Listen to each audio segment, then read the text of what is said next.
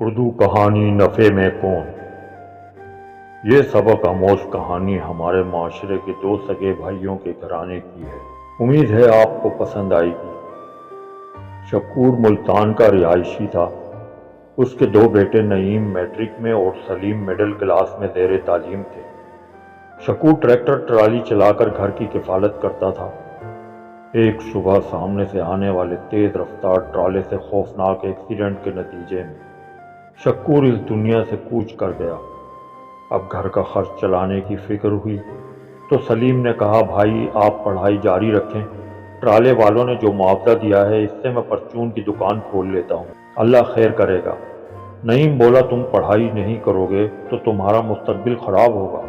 تعلیم انسان کو شعور دیتی ہے، عزت اور مقام بنتا ہے۔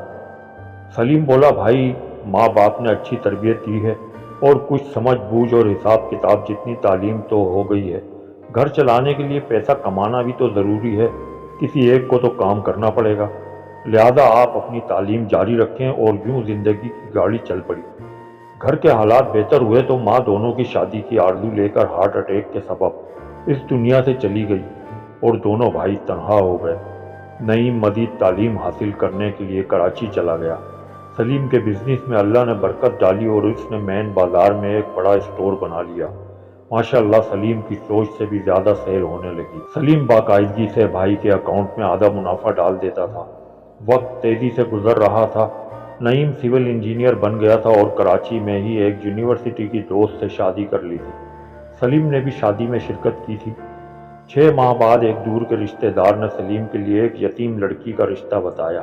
سلیم نے کہا، بھائی سے بات کرتا ہوں پھر بتاؤں گا۔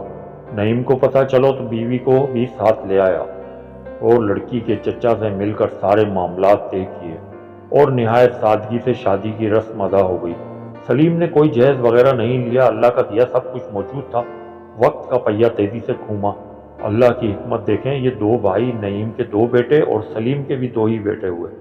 سلیم اور سعیدہ کی شروع ہی سے خواہش تھی کہ اپنے بچوں کو دنیاوی تعلیم کے ساتھ ساتھ دینی تعلیم ضرور دیں گے اور حافظ قرآن بنائیں گے۔ ایک بار نعیم اپنے بچوں کے ساتھ ملنے آیا تو سلیم کے بچے مدرسے گئے ہوئے تھے۔ جب آئے تو سب کو ادب سے سلام کیا۔ ان کا اسلامی لباس، عمامہ وغیرہ دیکھ کر بھائی کے بچے ہنسنے لگے۔ سلیم سمجھا بھائی ڈانٹیں گے، پر نعیم کہنے لگا، یار تو نے اپنی زندگی میں تعلیم حاصل نہیں کی، ان کو کسی اچھے اسکول میں تعلیم دلوا کس چکر میں لگا دیا؟ مولوی بن کر بس لوگوں کے گھروں کے کھانے ہی کھا سکتا ہے بندہ۔ مجھے دیکھ، مہنگے انگلش اسکول میں ایجوکیشن دلوا رہا ہوں، کل کو ہمارا نام تو روشن کریں گے، دنیا میں مقام بنائیں گے۔ مہوش بھی بولی، ہاں سلیم وقت بدل گیا ہے، اب انگلش اچھی ہو، کمپیوٹر اسکل یا اور کوئی ڈگری ہو تو ہی کہیں اچھی جاب ملتی ہے۔ سلیم نے کہا، بھابھی بچے دنیاوی تعلیم بھی لے رہے ہیں اور مدرسے میں قرآن حفظ کرانے کے ساتھ دینی تعلیم اور تربیت بھی دیتے ہیں، جو آج کی اہم ضرورت ہے۔ ہم خود دین سے دور ہو گئے ہیں تو ہمارے بچوں کو دین کا کیا پتہ ہوگا؟ دینی تعلیم سے رشتوں کا احترام، صبر و شکر اور اپنے فرائض کی ادائیگی کا احساس تو آئے گا۔ بہرحال یہ مدرسوں وغیرہ کے ماحول سے ہم تو مطمئن نہیں ہیں یار۔ میں تو بچوں کو وقت کے حساب سے ایڈوانس ایجوکیشن دلوا رہا ہوں تاکہ کچھ بن کر ہمارے بڑھاپے کا سہارا تو بنیں گے۔ نہیں بولا۔ خیر 4-5 دن رہ کر پھر واپس کراچی چلے گئے۔ زمانے کے نشیب و فراز کے ساتھ وقت نے بہت تیزی سے کروٹ لی۔ بچے جوانی کے اور ماں باپ بڑھاپے کے دور میں داخل ہو گئے۔ نعیم کے دونوں بچوں کی شادیاں ہو گئی تھیں اور سلیم کے صرف بڑے بیٹے کی ہوئی تھی ابھی۔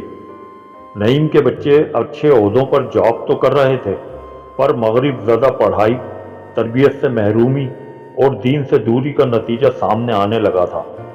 وہ ماں باپ کو اہمیت نہیں دیتے تھے، اپنی بیویوں کے غلام بنے ہوئے تھے، اور نعیم ان کے رویوں پر تنقید کرتا تو ماں سے کہتے کہ ہماری زندگیوں کو عذاب نہ بنائیں، ہمیں اپنی مرضی سے جینے دیں۔ نعیم کی بیوی مہوش اس غم میں بیمار پڑ گئی تو بڑی بہو بولی، اب آپ لوگوں کی عمر ہو گئی ہے کہ اولڈ ایج ہوم میں سکون سے زندگی گزاریں اور ہمیں بھی سکون سے رہنے دیں۔ نعیم نے اسے ڈانٹا کہ بڑوں سے بات کرنے کی تمیز نہیں ہے تمہیں؟ بیٹا بولا، شکر کریں یہ پاکستان ہے، اس کی زندگی برطانیہ میں گزری ہے، وہاں تو ایسا ہی ہوتا ہے، یہ بدتمیزی نہیں ہے، صحیح کہہ رہی ہے، اب آپ لوگوں کو اولڈ ہوم چھوڑ کے آنا ہی پڑے گا۔ نعیم کو اس وقت اپنا بھائی سلیم بہت یاد آیا اور اپنے کمرے میں آ کر بہت رویا۔ محفش بولی، کیوں رو رہے ہیں؟ مجھے سلیم بہت یاد آ رہا ہے، تیاری کرو، ہم کچھ دن سلیم کے پاس رہنے چلتے ہیں۔ نعیم بولا اور وہ روانہ ہو گئے۔ دونوں بیٹوں کے پاس اتنا ٹائم نہیں تھا کہ ماں باپ کو اسٹیشن تک ہی چھوڑ دیں۔ خیر وہ سلیم کے پاس ملتان آ گئے۔ دونوں بھائی گلے ملے تو نعیم کا ضبط ٹوٹ گیا اور وہ روتے ہوئے کہہ رہا تھا، میں ہار گیا یار۔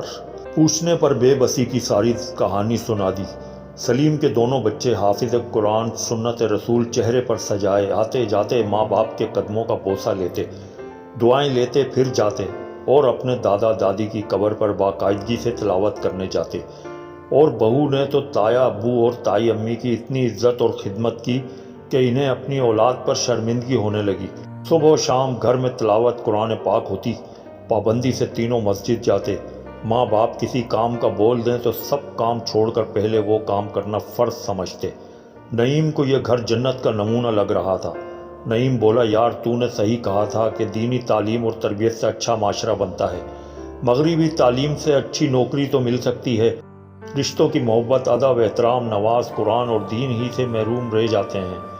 سلیم کے دونوں بچے کمپیوٹر سافٹ ویئر انجینئر بھی ہیں۔ یہ سن کر نعیم بہت خوش ہوا کہ میں تو سمجھا تھا صرف مولوی ہی بنیں گے۔ دونوں بچے بولے، تایا ابو اور تائی امی، اب آپ کہیں نہیں جائیں گے، اب ہمارے گھر میں بڑوں کی کمی پوری ہوئی ہے۔ نعیم نے دونوں بچوں کو گلے لگایا اور خوشی کے آنسو آنکھوں میں چھلک آئے اور بولا، آج میرے بچے جہاں ہیں اس کا ذمہ دار میں ہی ہوں، میں نے اس وقت کا سوچا ہی نہیں تھا۔ اس کہانی سے یہ سبق ملتا ہے کہ دنیاوی تعلیم ضروری ہے پر دین کے مطابق تربیت و تعلیم بھی بہت ضروری ہے، جب جا کر دنیا اور آخرت سنوار سکتے ہو۔ ہمارے ملک و قوم کی موجودہ حالت زارہ اصل میں دین سے دوری کا نتیجہ ہی ہے۔ یا اللہ ہمیں ہدایت عطا فرما، آمین۔